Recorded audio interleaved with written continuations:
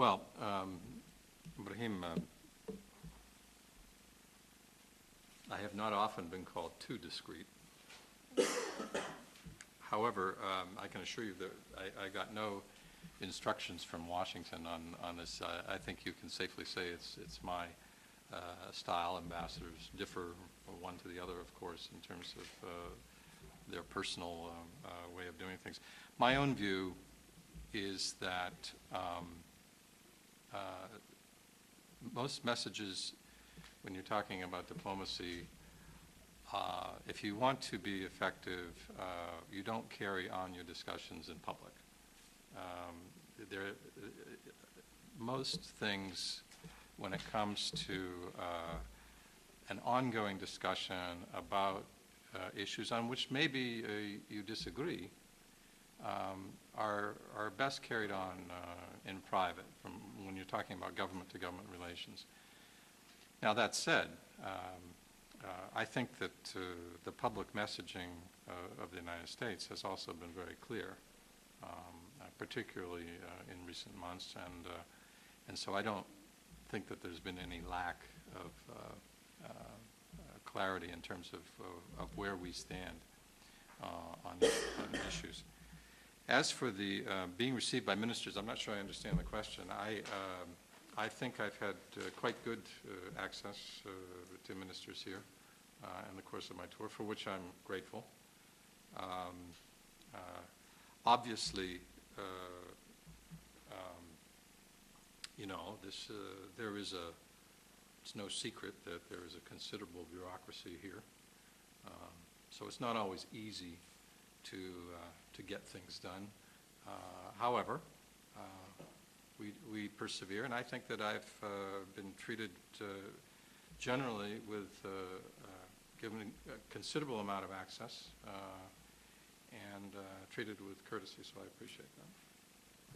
Oui, juste une petite remarque par rapport à ce que disait, par rapport à votre discrétion, c'est que votre style tranche avec celui de votre... Comment? Votre style tranche avec celui de votre prédécesseur, donc c'est pour ça que je pense que... Just a comment about the previous questions regarding your style. The reason he's saying that because your style differs a lot from the one of your predecessor.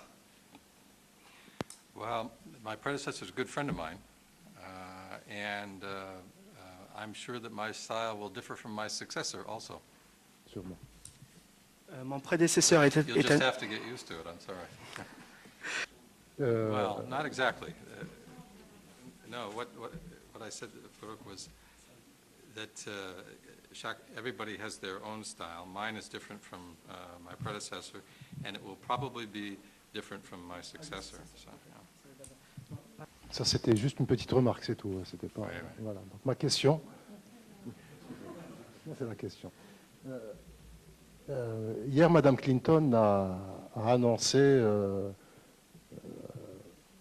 lors d'une visite au Maroc, que la proposition d'autonomie marocaine au propos du Sahara occidental est une proposition solide.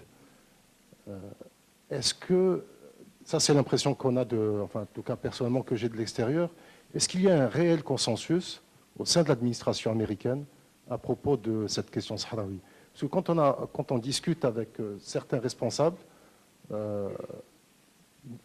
en tout cas en off, ils refusent de prendre, ils disent que les États-Unis ne prendront pas position en faveur de la proposition marocaine, et qu'il y a de temps en temps des déclarations comme ça, surtout venant de la secrétaire d'État. Donc ma question est, est-ce qu'il y a réellement au sein de l'administration américaine un consensus à propos de cette question? Well, first of all,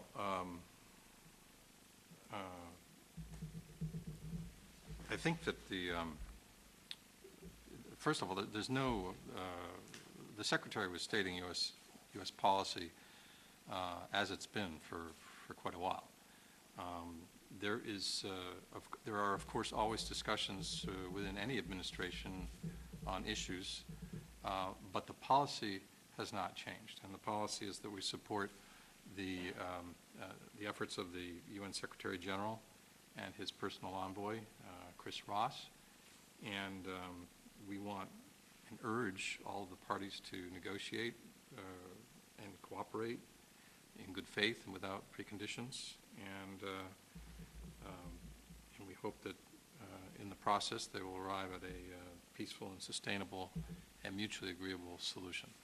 And that's the policy of the U.S. government. What the Secretary said, as has been said many times, is that the Moroccan autonomy proposal is a credible and realistic proposal, and it needs, and that's something which, of course, has been enunciated many times.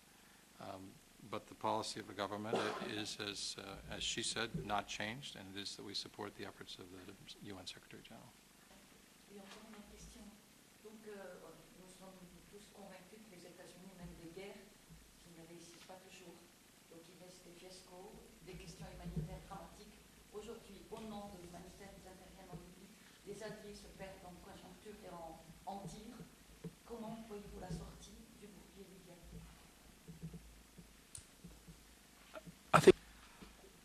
Well, Rania, we could have a long discussion about the premise of your question, but I'll leave that for another time. Regarding Libya, what's important to understand about Libya is that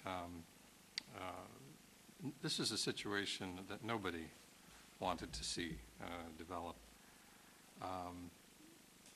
The problem was that the Libyan leader was killing his civilian population. And that is why the Arab League called for, and the United UN Security Council passed a resolution to protect civilians. And that's the intention, and that is what we are supporting. And Secretary Clinton, I believe, said yesterday, it's a mission that we will continue to support, and it will be turned over soon to NATO, and we'll support it in that context, I suppose. You have to remember that Gaddafi's forces were advancing on Benghazi. This is a city of 700,000 people, and he was threatening to show no mercy. What do? Do you just sit by and watch as that happens? Well, the international community decided no. But the purpose here is, again, a humanitarian purpose. It was to prevent a humanitarian catastrophe. It's to protect civilians. It's to stop the violence. And that's what it's all about.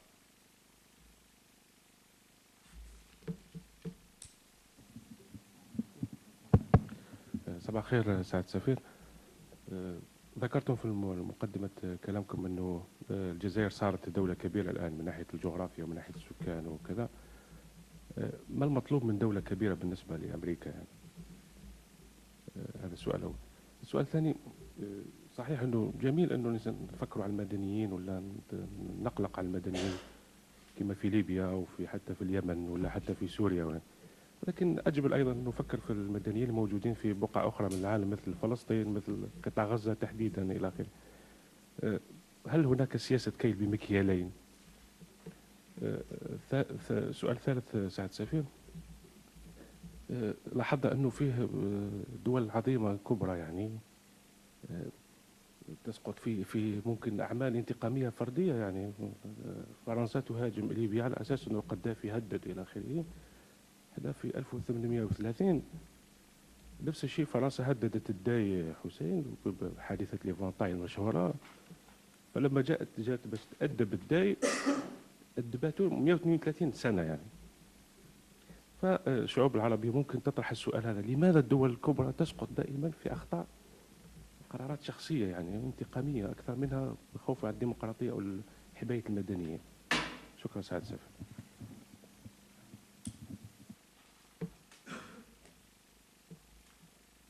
It's a little, I'll try to track all that.